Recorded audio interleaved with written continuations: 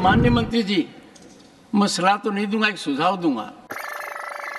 मंत्री साहब से पूछना चाहती हूँ, हम जैविक खेती की बात कर रहे हैं सर, आपके माध्यम से मैं मंत्री साहब से पूछूंगी कि जैविक खेती में अगर हम खेती करते हैं तो कम खेती होती है कंपेयर टू पेस्टिसाइड वाली खेती से, तो क्या खासकर राइस में, गेहूं में आप मिनिमम सपोर्ट प्राइस जो MSP है, जैविक खेती जो किसान कर रहा है, क्या उसको बढ़ाने के बारे में सरकार सोच रही है क्या? और दूसरा, KVK सर, मैं भी बहुत जाती हूँ कृषि विज्ञान केंद्र, अभी लगभग 720 के करीब है, और जिनको आप 20 हेक्टेयर ज़मीन देते हैं, जो किसानों को प्रोत्साहित करती है जैविक खेती के लिए। सुखाड़ है, बाढ़ है, तो कौन सी खेती करनी है, कैसी खेती करनी है।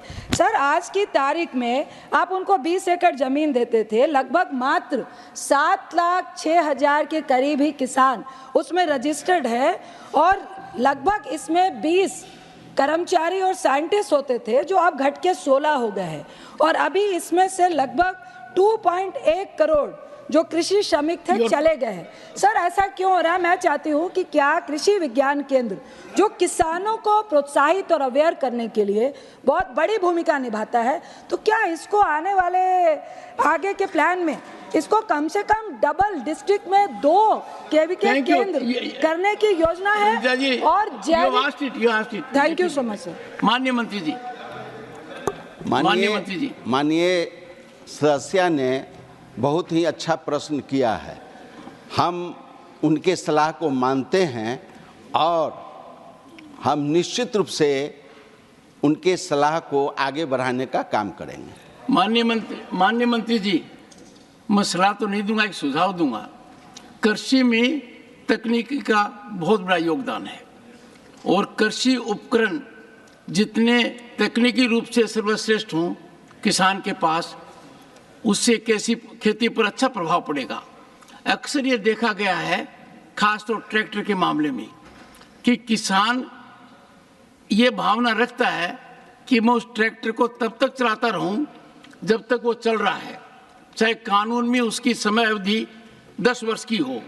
तो किसान को इस बात के लिए जागरूक किया जाए कि कृषि उपकरण में सरकार सबसे ज़्यादा सब्सिडी देती है, और जो नया ट्रैक्टर आता है वो फ्यूल कंजम्पशन में भी ठीक है, और बाकी उपकरण भी अच्छी तरह से लग सकते हैं।